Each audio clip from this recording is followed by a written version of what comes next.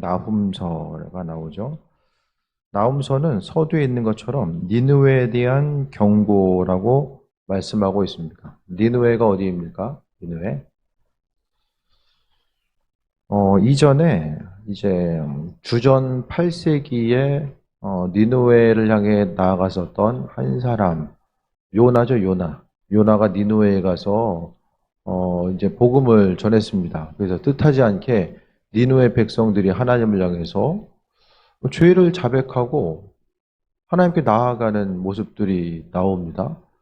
그런데 그게 이제 나중에 보니까 그 후에 시간이 지나가지고 또 하나님의 일하심에 대해서 다 잊어버리고 원래 상태로 돌아간 거예요. 그래서 하나님이 나움 선지자를 통해서 니누의 백성에 대해서 이제 경고의 말씀을 하고 있습니다. 역사상 고대 근동의 제국 가운데서 아주 잔혹하기로 소문났던 것이 아시리아죠. 아시리아 이후에 이제 보면 바벨론, 근데 페르시아에 끌려갔던 이스라엘 민족들은 바벨론에 의해서 끌려갔던 이스라엘 민족들은 이제 자유롭게 뭐 원하는 사람들은 돌아올 수 있었는데 이전에 이제 북왕국이 아시리아에 의해서 멸망하잖아요. 근데 그들은 대부분 못 돌아와요. 돌아올 수가 없었어요. 이제 어떤 정책적으로 아시리아에 있어서 계속해서 그들은 반란을 막기 위해서 아주 반란이 일어나게 되면 아주 잔인하게 그 점령지의 백성을 다루게 되고 또 그 나라가 너무 커지다 보면은 가장 두려워하는 것이 이제 반란이죠, 반란. 무력으로 다른 나라들을 제압하면서 움직이다 보니까 그 때문에 이제 반란이 계속해서 나타나게 됩니다. 이 반란이 있을 때에 그것을 이기고 나아갈 수 있는 거. 그러니까 가장 신경 쓰는 게 이제 반란이죠. 그것을 또 진압하기 위해서 이쪽에 있는 사람들 저쪽 데려다 놓고 저쪽에 있는 사람들 이쪽 데려다 놓고 그러니까 자신들의 고향으로부터 다 끌고 가서 엉뚱한 곳에다가 다 살게 합니다. 이런 일들을 행하다 보니까 이제 바벨론이 그 이후에 아시리아 하는 꼬라지를 보니까 이러면 오래가지 못하는구나. 그래가지고 어떻게 합니까? 이들은 조금 더 유연한 자세. 그러니까 앞에 있는 아시리아 이제 공부를 하면서 우리는 이렇게 하면 오래 못 가겠구나 생각을 하면서 좀 더 유연한 태도를 이제 보이게 되는 이런 상황들이 있습니다. 그래서 니느웨에 대해서 경고하면서 이제 오늘 본문 가운데 쓰고 있는데 그러면은 하나님이 니느웨 백성을 향해서 경고한 것이 지금 우리랑 무슨 상관이 있냐 그것에 대해서 생각했을 때에 오늘 표면적으로는 오늘 본문의 경고가 니느웨를 향한 경고예요. 하지만 하나님 말씀에 대해서 순종하지 아니하고 말씀과는 상관없는 삶을 살아가는 그들에 대해서 오늘 또 대상은 하나님 말씀이 무엇인지를 알고 있으면서도 순종하지 아니하고 그 뜻대로 살지 않는 한 사람 한 사람을 향해서 경고하고 있는 것이 또 본문의 내용입니다. 2절에 여호와는 질투하시며 보복하신 하나님이시라. 여호와는 보복하시며 진노하시기를 자기를 거스르는 자에게 여호와는 보복하시며 자기를 대적한 자에게 진노를 품으시며 지금 보복한단 말이 계속 나오죠. 보복한다라는 말씀 자체가 지금 3번이나 나오고 있어요. 하나님의 특성 자체는 보복하신다. 그러니까 이것은 죄를 보고 나서 그냥 넘어가지 않는다는 거죠. 하나님은 죄를 보면 상당히 거슬러 하신다는 거예요. 그냥 죄 지을 수도 있지가 아니라 성경에서의 그 하나님의 백성, 그러니까 모르는 다른 하나님의 백성이 아닌 뭐 바뀌는 사람들이 아니라 특히 하나님의 백성들이 가장 요구해야 될 구비해야 될 것이 거룩인데 그 거룩과는 상관없이 이제 죄 지으면서 살아가고자 했을 때에 하나님께서는 보복하시는 분이다. 그러니까 죄값을 치르게 만드시는 분이다라고 분명히 말씀하고 있죠. 여호와는 보복하시며 자기를 대적하는 사람, 그러니까 하나님을 대적하는 사람, 하나님을 거스르고 대적하는 자들에게 하나님은 진노를 품으신다라고 말씀하고 있습니다. 그러니까 창조주 하나님 모든 주권이 그분께 있으며 또 하나님은 인내하시기도 하시지만은 어느 순간 그 인내하심의 모습 자체를 하나님께서 인내하심의 때가 있죠. 근데 그 임계치를 넘어가게 되면 하나님은 하나님의 그 진노하심을 표출하시는데 왜? 그것을 통해서 돌이키길 원하시는 하나님의 인도하심이 있기 때문에 그분께서는 진노를 보이신다라고 말씀하고 있습니다. 그래서 하나님은 보복하시고 진노를 거스르는 대적하는 자에게 진노를 품으신다라는 거. 이것은 하나님이 죄를 용납하지 않는다라는 그 기준에 의해서 오늘 본문을 해석해야만 합니다. 하나님께서 보시기에 모든 사람들의 행함 자체를 하나님 다 보고 계시고 또 하나님께서 아름답게 이 세상을 창조하셨는데 그 아름답게 창조하신 세상을 사람들이 죄로 물들이는 것에 대해서 그분께서는 용납하지 않으신다라는 것에 대해서 보게 됩니다. 그래서 사람은 죄 지고 나면 시간 지나고 나서 뭐 별일 없으면 그냥 다 그런가 보다 하고 그냥 다 지나가는 줄 알거든요. 그것이 아니라 죄는 항상 죄에 대한 이 씨앗이 있는 거죠. 씨앗. 그래서 제가 말씀드린 것처럼 심는 대로 거둔다라는 것은 무엇입니까? 선한 것으로 심으면 하나님께서 선한 것으로 주시지만 죄를 심으면은 죄가 분명하게 악한 열매를 맺게 된다라는 것에 대해서 이야기하는 거예요. 그래서 본문 가운데서도 하나님을 거스리는 자 또 대적한다라는 것은 진노의 씨앗을, 그러니까 죄의 씨앗을 계속해서 심는 거죠. 그것 자체는 열매를 맺게 됩니다. 그러니까 하나님의 음성 따라서 살고자 하는 사람, 쓰임 받고자 하는 사람들은 항상 작은 일도 좀 조심해야 됩니다. 움직이고 반응하고 보고 듣는 것들에 대해서 항상 조심하면서 살아가야지만이 그분께서 살아가신 은혜를 경험하면서 나아가게 됩니다. 그리고 3절에 여호와는 노하기를 더디하시며 권능이 크시고 벌받는 자를 결코 내버려 두지 아니하시나니라. 노하기를 하나님 더디하신대요. 그러니까 하나님의 진노가 표출되는 것은 하나님이 많이 참으셨다라는 거예요. 하나님은 참으신 분.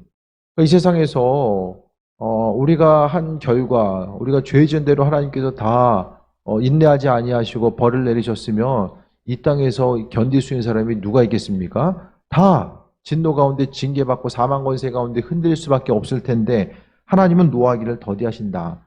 이게 참 우리에게서는 다행이죠. 노하기를 더디하시는 분. 그런데 하나님은 권능이 크셔서 하지만은 벌 받는 자를 결코 내버려 두지 않는다. 하나님께서는 기억력이 좀 좋으신 것 같죠? 하나님은 다 기억하신다는 거예요. 사람은 잊어버려도 하나님은 다 전부 다 어디다 기록하지 않아도 하나님은 다 기억하신다라고 말씀하고 있습니다. 사람은 잊어버려도 주께서 기억하신다라는 거. 우리가 기억하신다라는 게 어떻습니까? 여러분 은혜입니까? 아니면은 참 부담스럽습니까? 주님 보시기에 합한 삶을 살고자 하는 이들에게 있어서 하나님 기억하신다라는 것은 정말로 다행스러운 일이고 또 은혜의 증거가 되는데 날마다 죄 짓는 사람들에게는 하나님 기억하신다라는 것은 참 부담스러울 수밖에 없죠. 근데 하지만 하나님은 모든 것에 대해서 주인 되시고 인도자 되시며 벌 받는 자들, 그러니까 이스라엘 민족들에게 있어서 하나님이 가장 요구하신 것은 다른 것이 아니라 죄 짓지 마라. 말씀대로 살아가라. 이 말씀 왜 주신 거예요? 성경 말씀이 없으면 도대체 하나님이 뭘 좋아하시고 뭘 싫어하시고 인생을 어떻게 살아가는지 모르잖아요. 그러니까 하나님은 그것을 분명하게끔 하시기 위해서 성경을 주신 거예요. 그래서 성경의 본래적인 의미가 무엇입니까? 제가 자라고 말씀드렸죠. 자. 영어로 이제 그 성경의 정경을 이야기하는 것은 이제 그 고전어로 보게 되면 이제 카논이라고 하는 단어로부터 이제 온 거예요. 카논은 자, 기준점, 자의 의미예요. 그래서 성경 말씀 우리에게 기준이 그 자예요. 자, 우리가 삶을 어떻게 살아가야 되는지, 그래서 죄인지 아닌지 이게 좀 분별이 안 돼. 뭘 어떻게 해야 되는지에 대해서 분별이 안 되면 성경 말씀을 딱 이제 보면서 기준을 삼는 거죠. 그래서 말씀을 통해서 우리가 기준을 삼으라고 하나님께서 이거 주신 거예요. 성경 말씀이 없으면은 우리가 도무지 하나님이 어떤 분인지를 알 수가 없잖아요. 그래서 하나님은 결코 성경을 통해서 이스라엘 민족들 가운데서 구약을 통해서 핵심적인 내용들은 하나님은 죄에 싫어하신다. 죄에 싫어하신다라는 거예요. 하나님의 백성이면 다른 것보다도 죄 짓지 마라 라고 말씀하고 있는 거죠. 근데 시대가 점점 복잡하고 다변해지니까 어떤 현상이 나타납니까? 뭐가 죄인지 아닌지를 잘 몰라요, 사람들이. 죄가 무엇인지 선이 무엇인지를 온전히 인식하면서 살지 못하는 경우들이 많이 나타나게 되는 거죠. 하나님은 어쨌든 2절, 3절을 통해서 하나님은 죄를 싫어하시고 죄에 대해서 결코 용납하지 않으신다는 것에 대해서 말씀하고 있습니다. 그래서 하나님 보시기에 합한 자로서의 삶을 살아가는 것. 사람은 안 봐도요, 하나님은 다 보고 있잖아요. 사람은 속일 수 있지만 하나님은 속일 수 없잖아요. 그러니까 하나님 두려워할 줄 아는 사람들은 삶이 좀 절제가 되고요. 죄 가운데 스스로 이제 노출되는 면이 있다라고 할지라도 조심합니다. 하나님 보시기에 합한 자로서의 삶을 살기 위해서 조심해요. 그분께서 살아계신 것, 또 그분이 죄를 얼마나 싫어하시는지에 대해서 알고 있으면 죄로부터 구별된 삶을 살고자 합니다. 4절 보면 그는 바다를 꾸짖어 그것을 말리시며 모든 강을 말리시나니 바산과 갈멜이 쇠하며 레바논의 꽃이 시드는도다. 바다를 꾸짖어서 말리신대요. 이게 하나님의 창조의 능력이죠. 하나님의 입술의 고백을 통해서 입술로서 선포했을 때에 자연 만물이 움직이게 됩니다. 왜? 하나님이 만드셨기 때문에. 그리고 세상 가운데 바산과 갈멜이라는 것은 이 북이스라엘에 있어서의 아주 영토 가운데 비옥한 땅을 이야기합니다. 그 비옥한 땅이 쇠하게 되고 레바논의 꽃이 비옥한 땅과 꽃이 이제 쇠하고 시드는 이런 결과들이 나타나는 거죠. 그러니까 겉이 화려해 보이고 좋아 보여도 그 10년 가운데 그 속에 죄가 있으면 언젠가는 말라서 없어질 수밖에 없다라는 사실에 대해서 이야기합니다. 하지만 하나님 보시기에 합한 자로서의 삶을 살고자 하고 또 끝까지 믿음 지키고 나아가고자 했을 때에 하나님은 주인 되셔서 그분의 선하신 뜻과 인도하심을 우리의 10년 가운데 비치시고 함께 하신다라는 것에 대해서도 발견할 수 있게 됩니다. 그래서 하나님의 능력은 그러니까 그 예언서에 보면은 전반에 기본적으로 깔려 있는 것이 하나님의 창조예요, 창조.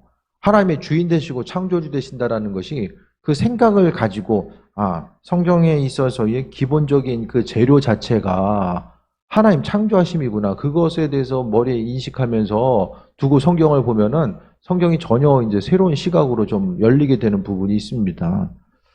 그래서 하나님이 창조하셨기 때문에 그러니까 죄라는 뭐냐면 하나님이 죄를 창조하신 건 아니잖아요. 하나님의 창조 질서에 반하는 것이 이제 죄의 모습입니다. 그래서 사탄은 자신이 마지막에 어떤 것인지는 알거든요. 맨 마지막에 영원한 지옥에 무적행 끝이 보이지 않는 그 지옥에 떨어지는데 한 영혼이라도 끌고 가기 위해서 이 죄를 통해서 사람들을 유혹하고 나아가는 거죠. 5절에 그로 말미암아 산들이 진동하며 작은 산들이 높고 그 앞에 땅 곧 세계와 그 가운데 있는 모든 것들이 솟아오르는도다. 여러 가지 이제 성경의 내용을 이게 특히 이제 약간 이 묵시적인 거, 묵시글이라는 것은 모든 것의 묵시글의 특징은 어떤 것인지 분명하게 정확히 알기가 쉽지 않아요. 상징의 언어를 많이 쓰기 때문에 쉽지 않다라는 거죠. 그래서 묵시적인 이야기를 봤을 때에, 말씀을 봤을 때에 해석하기 어려운 부분도 있지만 어쨌든 본문 가운데서 산들이 진동한다는 건 역시 또 땅과 세계가 가운데 있는 모든 것들이 솟아온다는 것. 하나님께서 모든 것을 다루어 가시고 만드시고 또 사람이 생각하고 상상할 수 없는 그 일들을 하나님께서는 행하신다라는 것에 대해서 말씀하고 있습니다. 그래서 낮 시간에도 말씀드렸던 것처럼 우리가 삶을 살아가면서 이렇게 모든 것을 스스로의 방법 가지고 행하려고 하면 정말 사는 것이 피곤합니다. 저도 예전에 몰랐는데 요즘에는 정말 아무것도 하기 싫을 때가 있어요. 정말 아무것도.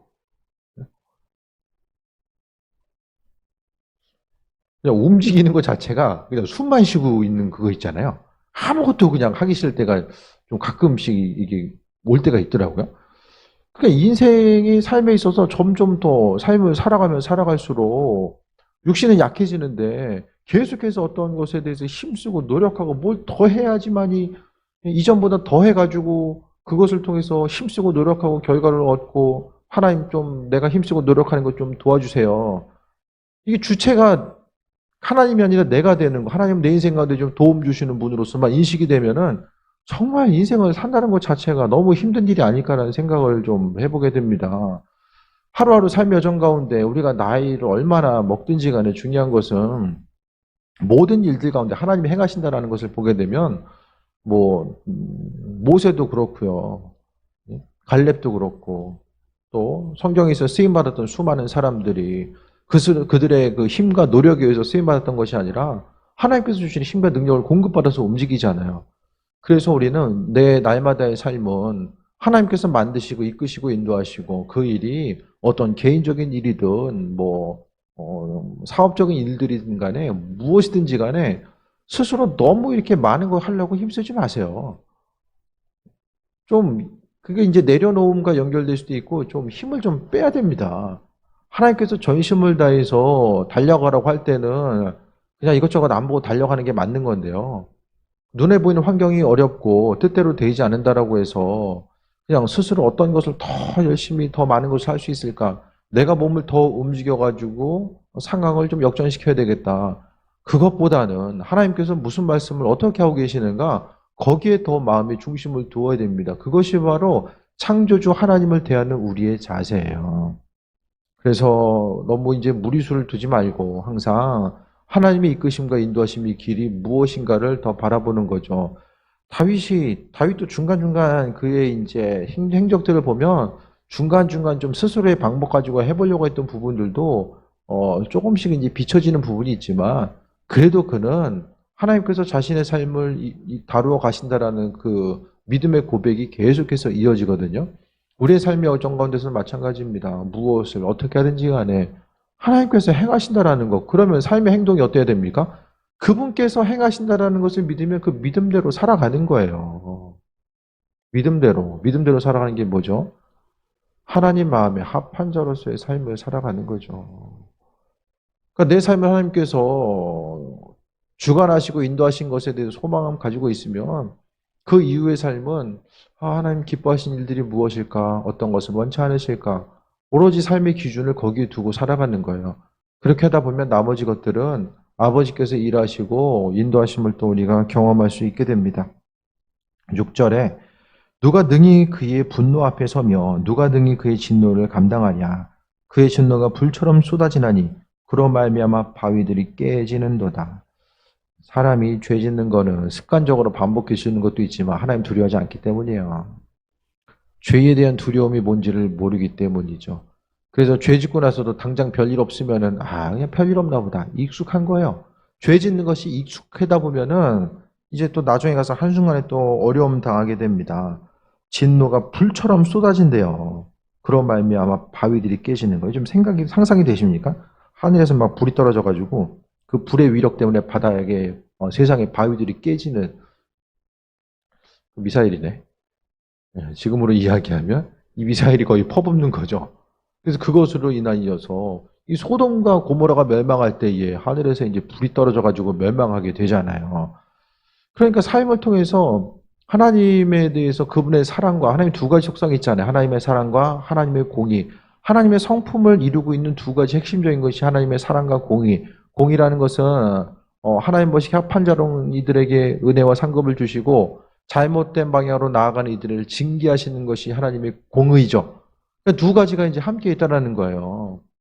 그래서 삶의 순간순간마다 끝까지 믿음 지키고 나아가는 사람들, 그러니까 마지막까지 믿음 흔들리지 않고 하나님 보시기에 합한 자, 정직한 자로서의 삶을 살아가는 사람들은 하나님 두려워할 줄 아는 사람이에요. 마지막 때를 준비하는 사람, 그분 앞에 설 때에 대한 그 소망과 기대하는 가지고 살아가야 되죠. 그래서 신앙생활이 하나님 보시기에 합한 자로서 기쁨과 소망함을 누려야 되지만은 또 한편에 있어서는 그분 앞에 또 항상 또 긴장해야 된다라는 것들 또한 제가 말씀드리잖아요. 하나님 말씀 앞에 긴장해야 돼요. 주님 앞에 섰을 때에도 정말 긴장해야 됩니다. 그래서 항상 하나님 보시기에 합한 자가 무엇일까? 어떤 삶을 어떻게 살아가야 되는가? 믿음 생활이 어떠해야 되는가? 그것에 대해서 돌아봐야 되는 거죠. 그래서 하나님의 그 두려움, 그 죄에 대해서 하나님 보시기에 하나님 죄를 싫어하신다라는 것에 대해서 분명히 인식하는 사람들은 그래도 마지막까지 마음의 중심이 하나님 보시기에 합한 자로서의 삶을 살아가게 됩니다. 제가 아직도 지금 이제 뭐 은퇴를 좀 5년 일찍 하면 20년 남았고 뭐 꽉 채워서 간다 그러면 한 25년 남았잖아요. 근데 제가 지금 점점 더 이제 뭐 은퇴 얘기하고 이제 준비해야 되는 그런 부분에 대해서 제가 왜 자꾸 얘기하냐면은 마지막에 이제 은퇴하신 분들에 보니까 이게 아름답게 하시는 분들이 많지 않은 거예요, 정말. 그런 모습을 볼 때마다 난 어떻게 뭘 더 준비해야 될까? 끝까지 하나님 보시기에 합한 자로서의 스스로 좀 어떤 욕심 부리지 않고 어떤 욕심이든지 간에 좀 하나님 보시기에 합한 자로서의 삶을 살기 위해서 뭘 어떻게 준비해야 될까? 그것에 대해서 좀 생각을 하는 거죠. 그래서 그 준비하는 것 때문에 뭐 작년에도 이제 연금 부분에 대해서 또 마찬가지죠. 제가 한 10년 넘게 거의 퇴직금 적립을 하나도 못 했잖아요. 뭐 생각도 별로 없었고. 근데 어느 순간 보니까 주님 그 마지막 때를 준비하면서 하나하나 그것이 어떤 뭐 재정적으로 준비하든 하나하나 마음적으로도 하나님 보시기에 합한 자로서의 삶을 살아가는 것. 교회도 지금 이제 마찬가지죠. 하나님이 너 이제 목회 그만해라 하면은 좀 목욕실에서 책만 들고 나가야 돼요. 그냥 모든 것을 언젠가는 다 지금 이제 내려놔야 될 때가 온다라는 거죠.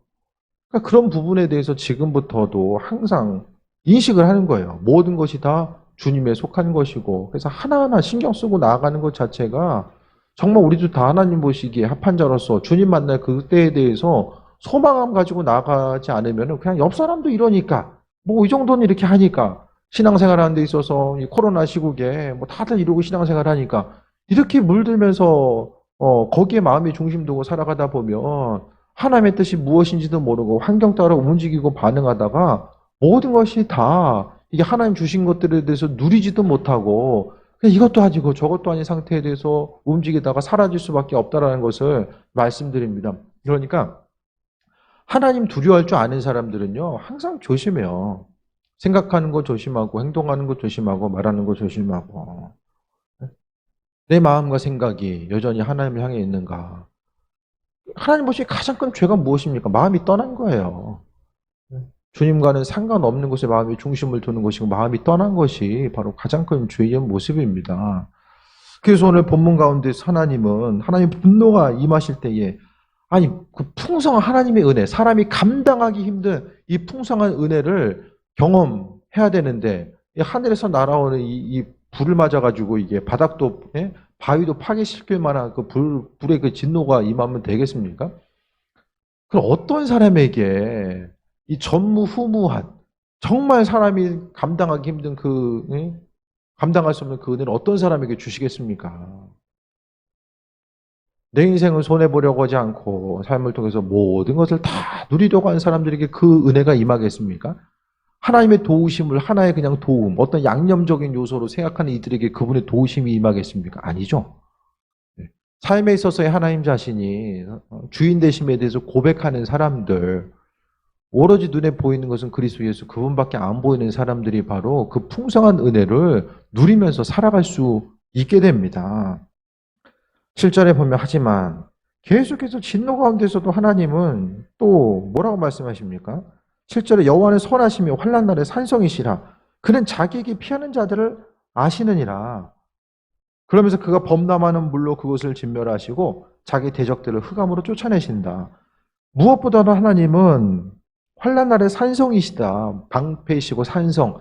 산성이라는 것은 외부의 침입이 있을 때에 산성 안에 있는 사람들이 보호받는 거죠. 그래서 하나님이 산성이라는 것은 외부의 환난과 어려움으로부터 하나님께서 보호하신다라는 사실을 근거로 말씀하고 있는데 누구에게? 피하는 자들.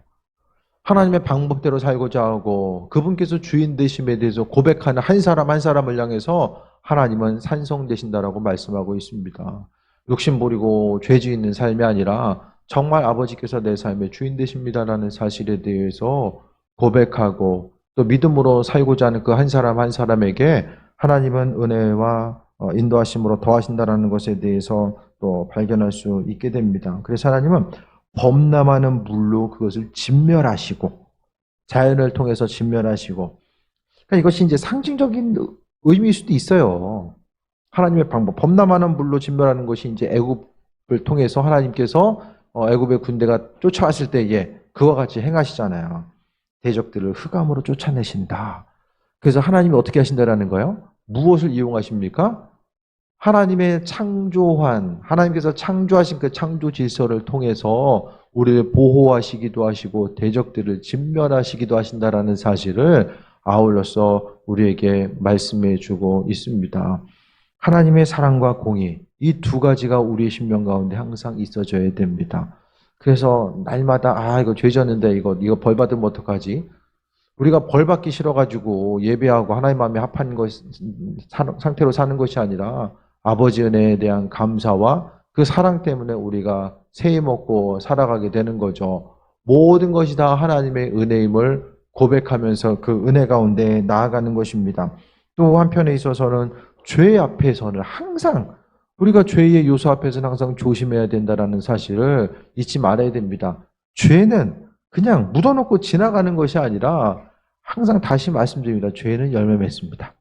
죄는 열매 맺어요. 심어놓기 때문에 우리 심령 가운데 심어놓은 죄는 반드시 열매 맺을 수밖에 없다라는 거. 그것이 언제 어떻게 우리 심령 가운데 죄된 요소가 있어서 그 죄 때문에 우리의 심령이, 그러니까 죄는 하나님께서 우리에게 허락하신 은혜와 축복을 방해하는 거죠. 그걸 방해하는 것이 바로 죄가 하는 역할입니다. 다른 누군가가, 사단도 아무 근거 없이 우리를 해하지 않아요. 우리가 지은 죄를 근거로 해서 사단은 참소하고 기도하는 그 기도 제목들이 이루어지지 못하게 하는 일들을 행한다는 거죠. 그래서 믿는 자로서 우리가 복된 삶을 살아가기 위해서 잊지 말아야 될 것은 하나님께서 주인 되신다라는 것과 그 인도하심 가운데 나아가는 것. 그래서 오늘 하나님의 성품과 그분의 권능, 그분은 죄를 용납하지 않으신다라는 그 하나님의 성품과 그분의 권능이 얼마나 큰 것인지에 대해서 우리에게 말씀해 주고 있어요. 누구나가 다 하나님의 은혜와 인도하신 그 축복을 소유하기를 원하는데, 그 축복을 원하는 그 갈망한 만큼 얼마나 죄로부터 스스로를 구별하고 하나님 보시기에 합한 자로서의 삶을 살기 위해서 힘쓰고 있는가. 누구나가 다 하나님의 은혜와 축복 부어주시는 것에 대한, 받을 것에 대한 소망과 기대함은 있는데 그것을 받아 누리기 위해서 사람들이 신앙인으로서 감당해야 될 것들에 대해서 얼마나 인식하면서 살아가고 있는가. 그것에 대해서 좀 돌아볼 수 있어야만 합니다.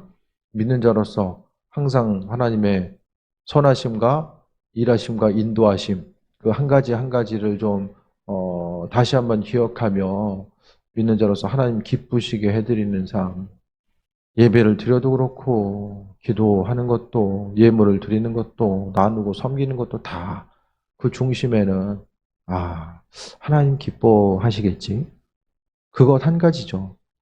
이거 하면은 하나님께서 더 우리에게 많은 걸 주시겠지. 그것이 아니라 그냥 하나님 기뻐하시겠지. 이거 한 가지가 우리의 삶에 있어서의 그냥 단 한 가지 하나님과의 관계성을 이야기하는 중요한 핵심적인 근거가 되었을 때에 아버지께서 우리의 삶의 주인 되셔서 일하시고 인도하심을 날마다 경험하게 될 줄 믿습니다. 하루하루의 삶의 여정 가운데 하나님 앞에 합한 자, 하나님 보시 기쁨이 되는 귀한 삶 되시길, 또 죄에 대해서 가볍게 여기지 마시고 항상 하나님의 선하신 뜻과 인도하심 가운데 죄와, 성경은 피 흘리기까지 싸워 이기라고 하나님 말씀하셨는데 우리는 이길 수 없지만 내 안에 계신 그리스도 예수께서 승리할 수 있도록 은혜 베푸신다라는 사실을 기억하며 나아가는 귀한 삶 되시기를 바랍니다. 기도하겠습니다. 하나님의 사랑과 은혜와 예배하심에 감사드립니다. 모든 것이 다 하나님의 은혜임을 기억하게 하시고 또 스스로 죄로부터 구별되며 마음과 생각이 주님을 향하게 하시고 또 믿는 자로서 복된 삶, 또 우리의 연약함 주님 모든 것 아십니다. 죄로 인해서 무너지지 않게 하시고 항상 하나님의 선하신 뜻과 인도하심 바라보며 아버지 마음에 합한 자, 주님 보시기에 정직한 자, 또 주님과 깊은 교제함의 단계로 나아갈 수 있는 귀한 삶으로 인도하여 주옵소서. 아버지의 크신 사랑에 감사드립니다. 예수님의 이름으로 기도드립니다. 아멘.